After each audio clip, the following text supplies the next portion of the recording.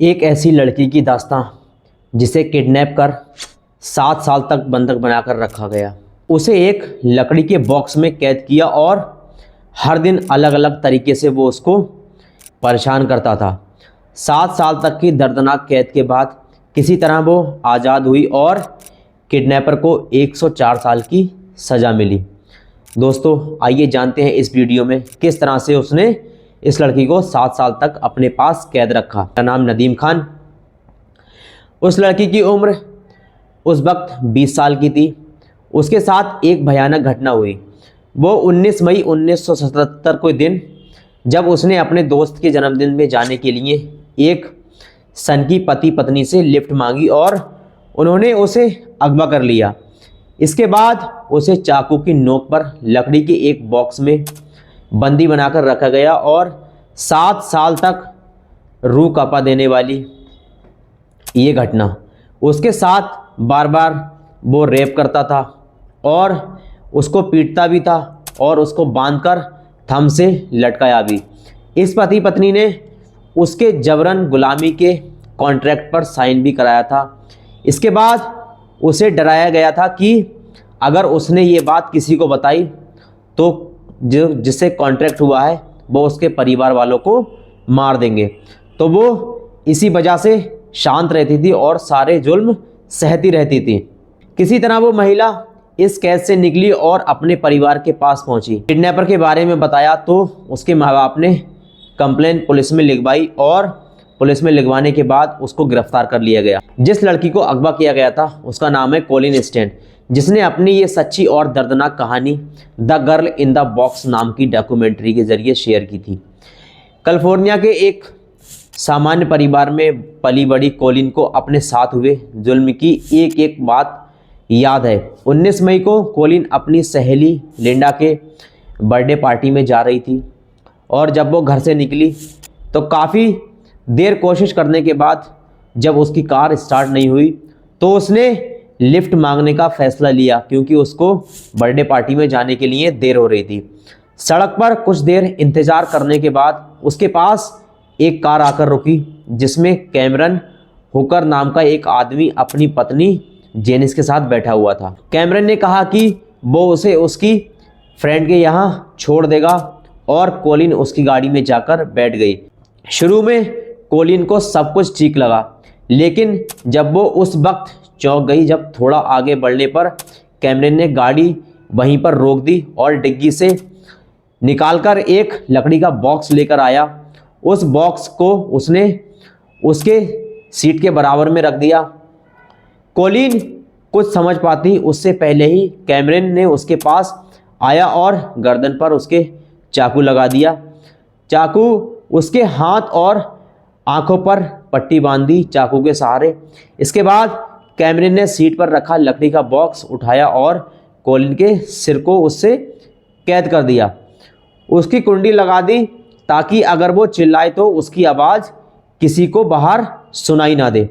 Colin की गर्दन से ऊपर का हिस्सा अब इस बॉक्स में कैद हो चुका था। इसके बाद अपने घर पहुंचकर कैमरन ने कोलिन को एक तहखाने में बंद कर दिया। यहाँ से कोलिन का वो दर्दनाक सफ़र शुरू हुआ जो उसने अगले 7 सालों तक सहा। कैमरन हर दिन उसको परेशान करता था, तरह तरह के उसके साथ बर्ताव करता था। कभी उसे छत के बीम से लटका देता था तो कभी उसके साथ रेप करता था। इतना ही नहीं, उसने तहखाने में कोलिन के सामने अपनी पत्नी जेनिस के साथ भी सेक्स किया था। ये सब कुछ कोलिन के लिए बहुत भयानक लग रहा था। कोलिन पर कैमरन के जुल्म यहाँ तक नहीं रुके थे। उसने ताबूत का एक तरह का बॉक्स बनाया और उस पर कोलिन को इसमें बंद करने लगा। वो उसे बिजली के करंट भी देता था। 7 महीनों तक कोलिन की आंखों पर उसने पट्टी बांधकर रखी जिससे कोलिन को कुछ पता ना लग पाए।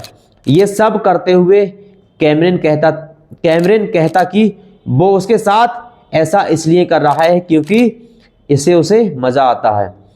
उसने बताया कि ये सब करना उसे बहुत पसंद है। इधर जब कोलिन घर नहीं पहुंची तो उसके घर वालों ने पुलिस में गुमशुदगी की रिपोर्ट दर्ज कराई। हालांकि काफ़ी तलाशने के बाद भी उसका कोई सुराग नहीं मिल पाया। उसकी गुमशुदगी पुलिस और परिवार के लिए एक रहस्य बनकर रह गई। जनवरी 1978 में 7 महीनों के बाद कैमरिन ने कोलिन की आंखों पे से जब पट्टी हटाई तो ऐसा इसलिए नहीं कि उसने कोलिन पर कोई दया आई हो, लेकिन बल्कि इसलिए ताकि वो उसे नई तरीक़ों से टॉर्चर कर सके। कैमरिन ने कोलिन से ज़बरदस्ती गुलामी के एक कॉन्ट्रैक्ट पर साइन कराए। उसने कोलिन के दिमाग में एक डर बिठा दिया था। उसने कहा यह कॉन्ट्रैक्ट एक बहुत ख़तरनाक पावरफुल संगठन का है और अगर उसने इसे तोड़ा तो उसके पूरे परिवार की जान को खतरा हो सकता है। इसके बाद कैमरिन और जेनिस ने उससे अपने घर के सारे काम करवाना शुरू कर दिए। हालांकि कोलिन पर जुल्म अभी भी जारी रहा और कैमरिन ने बार बार उसका यौन शोषण करना शुरू कर दिया। इस कैद के 3 साल बाद उसने कोलिन को उसके परिवार से मिलने की इजाज़त दे दी, लेकिन साथ में साइन किए गए कॉन्ट्रैक्ट का डर भी दिखाया। कैमरिन ने कोलिन से कहा कि संगठन के लोग उसके परिवार पर नज़र रखे हुए हैं, अगर उसने उन्हें कुछ भी बताया तो उसकी जान चली जाएगी। वो खुद कोलिन के साथ उसके घर गया और उसके ज़रिए एक झूठी कहानी उसने बनाई। कोलिन ने अपने घर वालों से कहा कि ये मेरा बॉयफ्रेंड है और मैं इसके साथ रहती हूँ। इस कैद में कोलिन को केवल एक वक्त खाना दिया जाता था। वो जितना रोती कैमरिन उतना ही खुश होता था और उसकी समस्याएं बढ़ा देता था। हालांकि उस कैद में भी कोलिन ने अपने जीने की इच्छा को नहीं छोड़ा था। 1984 में कोलिन की एक आपबीती ने बहुत बड़ा मोड़ खड़ा कर दिया। दरअसल कैमरिन की पत्नी जेनिस को पछतावा होने लगा कि उसने एक मासूम लड़की के साथ बहुत बुरा किया है। एक दिन जब कैमरिन घर पर नहीं था तो जेनिस ने एक हिम्मत भरा कदम उठाया और कोलिन की किस्मत हमेशा के लिए बदल दी। उसने कोलिन को आज़ाद कर दिया और बताया कि कॉन्ट्रैक्ट की बात जो तुमसे बताई जा रही है वो झूठी है। कोलिन अपने घर पहुंची और अपने माँ बाप से सारी सच्चाई बयां कर दी। इधर अपने गुनाहों की माफ़ी मांगने के लिए जेनिस एक पादरी के पास पहुंची और कैमरिन की सारी हरकतों के बारे में उस पादरी को बताया। पादरी के सामने जेनिस ने कैमरिन की सारी करतूतों को बयां कर दिया और इस कहानी के बारे में भी बताया।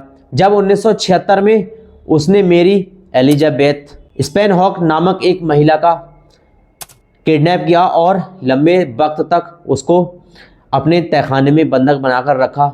उसके बाद उसकी जान चली गई। ये सब सुनकर पादरी ने तुरंत पुलिस को फ़ोन लगाया और कोलिन के भागने के 3 महीने बाद कैमरिन को गिरफ्तार कर लिया गया। पुलिस ने उसके घर की तलाशी ली तो हैरान रह गई। उसके घर में सिर को कैद करने वाला बॉक्स मिला और जो अश्लील मैगजीन थी पुलिस को वहाँ पर वो मिली और जो कोलिन से कॉन्ट्रैक्ट साइन कराया था उसकी कॉपी मिली। मामले में कैमरिन की पत्नी जेनिस ने उसके खिलाफ गवाही दी, जिसके बदले में कोर्ट की तरफ से उसे इम्यूनिटी दी गई। जेनिस की गवाही काफ़ी अहम साबित हुई और कोर्ट ने कैमरिन को 104 साल की सज़ा सुनाई। जज ने सज़ा सुनाते वक्त ये कहा कि उन्होंने पहले कभी ऐसा साइकोपैथ नहीं देखा। जज ने कहा कि ये इंसान जब तक जिंदा रहेगा समाज और लोगों के लिए खतरा बना रहेगा, इसलिए इसे हमेशा के लिए जेल की सलाखों के पीछे रखना ज़रूरी है। इधर लंबे मानसिक कंसल्टेंट के बाद कोलिन पूरी तरह से ठीक हुई और 1987 में एक बेटी को कोलिन ने जन्म दिया। दोस्तों, इस कहानी में यहीं तक। मिलते हैं एक और वीडियो में, तब तक के लिए शब्बा खैर।